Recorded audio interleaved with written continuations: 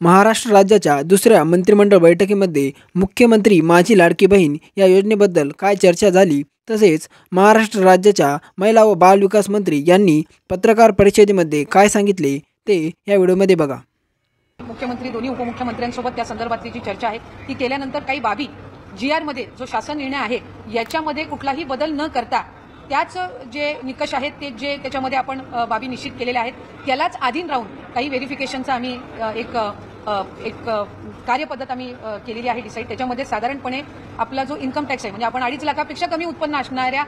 लाभार्थ्यांना आपण याच्यामध्ये लाभ देत आहोत। तर त्याच्यामध्ये इन्कम टॅक्स डेटा हा रिकन्साईल करणं हा एक त्याच्यामध्ये आम्ही विषय घेतलेला आहे की 2.5 लाखापेक्षा आता आमच्याकडे काही स्वतःहून तक्रारी किंवा विभाग म्हणून तक्रारी आलेल्या आहेत की बाबा आमचं उत्पन्न 2.5 लाखाच्या वर वाढलेलं आहे तर आम्ही या लाभामध्ये आता पात्र होत नाही, पण साधारणपणे ती एक संख्या निश्चित करणं हे आम्हाला आहे। त्यामुळे त्यानुसार आम्ही इन्कम टॅक्स विभागाचा त्याच्यामध्ये घेऊन जो डेटा आहे तो रिकन्साईल करणार आहोत। दुसरं याच्यामध्ये आम्ही शासन निर्णयामध्ये नमूद केलेलं आहे की जर एखादी लाभार्थी एखाद्या दुसऱ्या कुठल्या शासकीय योजनेचा लाभ घेत असेल आणि तो जर 1500 पेक्षा कमी असेल तर त्याची जी मॅचिंग फिगर आहे म्हणजे किमान त्यांना 1500चा लाभ मिळाला पाहिजे या दृष्टिकोनातून। उदाहरणार्थ नमो शेतकरी योजना जी आहे याचा लाभ 1000 रुपयापर्यंत असतो, तर या योजनेचा लाभ जे घेणारे आहेत त्यांना वरचं 500 रुपयाचं जे ब्रॅकेट आहे ते आपण शासन निर्णयामध्ये पण नमूद केलेलं आहे की आपण ते वरचे 500 देऊन त्यांचा लाभ आपण 1500 पर्यंत नेणार। त्यामुळे त्या दृष्टिकोनातून नमो शेतकरी स्कीमचे जे लाभार्थी आहेत ते आपण निश्चित करून आणखीन एकदा त्याची व्हेरिफिकेशन करून जे त्याच्यामध्ये लाभार्थी आहेत त्यांना हा जो वरचा लाभ आहे 500 पर्यंतचा हा आपण देण्याच्या दृष्टिकोनातून करत आहोत। त्याच्यामध्ये इतर ज्या काही योजना आहेत ज्या 1500 पेक्षा कमी लाभ देणाऱ्या आहेत आणि आपण त्याला 1500 पर्यंतचा लाभ मॅचिंग करणं आहे तर त्या दृष्टिकोनातून आम्ही एक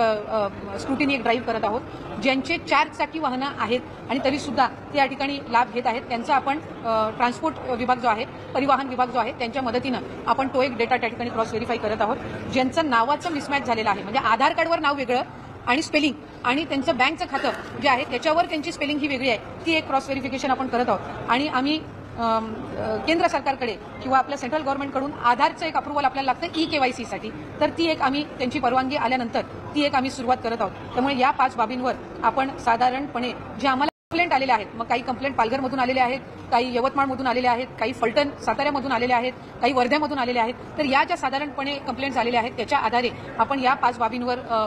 चौकशी किंवा क्रॉस व्हेरिफिकेशन आपण सुरू करत आहोत। याच्यामध्ये कुठेही आपण जो शासन निर्णय मूळ काढला होता याच्या कुठलेही निकष किंवा त्याच्यामध्ये कुठलेही बदल आपण करत नाही आहोत। फक्त जे निकष आम्ही GR मध्ये ठेवलेले होते त्याला अनुसरून ज्या काही तक्रारी आलेल्या आहेत त्या 5 बाबींवर आपण लक्ष केंद्रित करून